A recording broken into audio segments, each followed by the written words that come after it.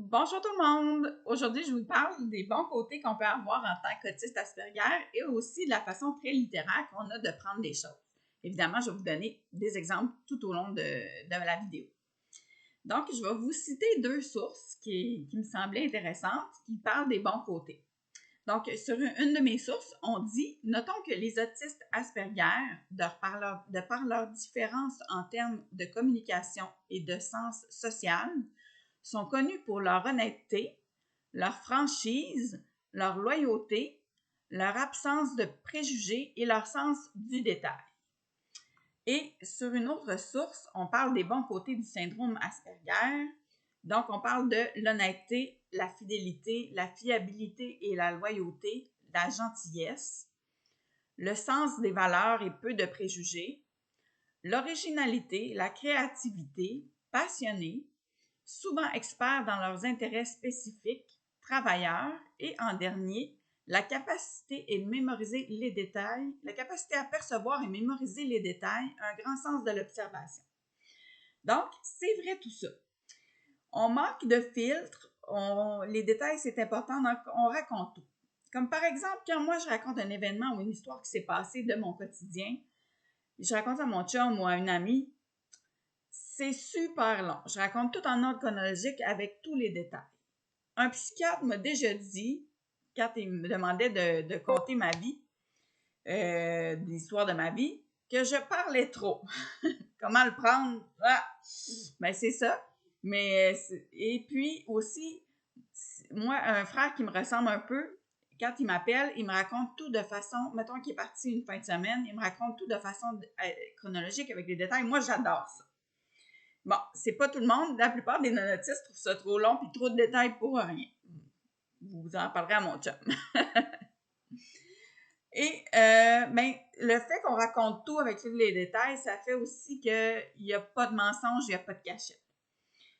Il y a beaucoup d'autistes qui sont incapables de mentir. Moi, quand je mens, ça paraît dans ma face. Puis aussi, il faut me dire quand pas dire les choses. Genre, dire, OK, ça, je te le dis, mais dis-les pas. Parce que sinon, ben, je vais le dire à mon chum ou à mes proches, c'est sûr. Faut dire, OK, ça, tu le dis pas, puis là, je vais le respecter. Parce qu'on respecte les règles aussi. Quand les règles, c'est important, ça. Ça sera un autre sujet d'une autre vidéo. Je suis aussi très loyale, très fidèle. Puis c'est vrai que j'ai pas beaucoup de préjugés en général. J'ai très peu de préjugés. Je me dis que chacun a sa propre vie, vit ses propres choses d'une façon différente avec ses yeux. Pour moi, puis aussi pour moi, chaque humain est bon à la source, est bon, puis il va être mauvais, il va me le prouver le contraire. Pour être mauvais, il faut que tu me prouves le contraire, que tu n'es pas bon, dans le fond, que tu es méchant, mettons. Fait que, dans le fond, ça fait qu'on devient un peu naïf aussi. On peut être naïf parce qu'on croit les gens, on fait confiance facilement aux gens. Ça, c'est peut-être plus un mauvais côté, mais comme on croit facilement, donc on peut être un peu naïf.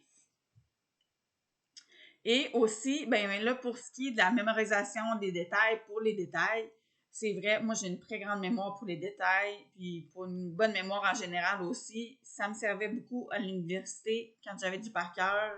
Je lisais une ou deux fois, j'apprenais mes choses par cœur, puis j'avais des résultats, j'excellais. Mais encore une fois, dans mes cours au cégep, c'est la même chose. Si j'ai du par cœur, ça va bien aller, c'est sûr. Ensuite, ce qu'il disait aussi dans le site, puis qui est tout à fait vrai, mais cela va de pair avec une absence de compréhension du second degré. On prend tout au premier degré. On prend tout au mot, dans le fond. Je vais vous donner quelques exemples pour vous illustrer comment ça se fait. Bien, certains même ont de la difficulté avec des expressions de la langue courante comme mort de rire, jeter dans la peau, ou les derniers seront les premiers. Tout ce qui est au sens figuré, ça fait comme pas de sens. On imagine mort de rire, on va imaginer une personne morte de rire.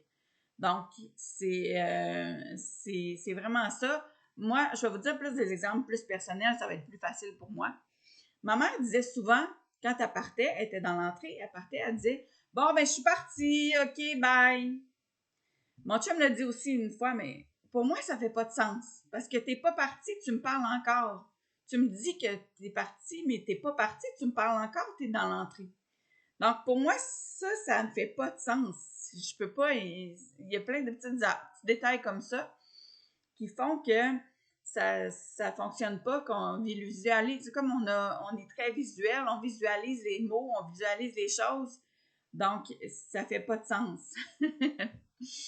Et aussi, l'humour pince sans rire. Quelqu'un qui va dire quelque chose, mais qui dit pas, et on va croire, quelqu'un qui va dire quelque chose mais c'est une blague, mais sur un ton pas d'humour, ben, on va penser que c'est vrai, tu sais. C'est très difficile à discerner pour moi. Je vais vous donner un exemple, encore une fois. Lundi, cette semaine, mon chum me paye 2 revues de déco. Et puis, là, il me dit, je t'ai paye, mais tu peux pas les ouvrir avant qu'on soit rendu, parce qu'on part en voyage, fait que en chemin, tu sais, non, c'est juste quand tu vas être, il me dit, tu peux pas les ouvrir avant qu'on soit rendu. Fait que je dis, OK, c'est correct, c'est beau. Il dit, ben non, voyons, c'est une farce, là. Je dis, ah, OK, mais là, j'avais pas compris ça, moi, là, tu me dis ça, ben, je te dis, OK, c'est correct, je te crois, puis c'est ça qu'on va faire si tu me dis ça, c'est correct. Ou, je vous donne un autre exemple. Mon frère me raconte au téléphone qu'il y avait un congrès, bon, à San Francisco, puis il s'est loué, c'était cher, fait qu'il s'est loué une chambre, il dit, je me suis loué une chambre, mais avec rien dedans. Fait que moi, tout de suite, je visualise une chambre avec rien dedans, donc une chambre vide, pas de meubles, pas de lit, pas rien.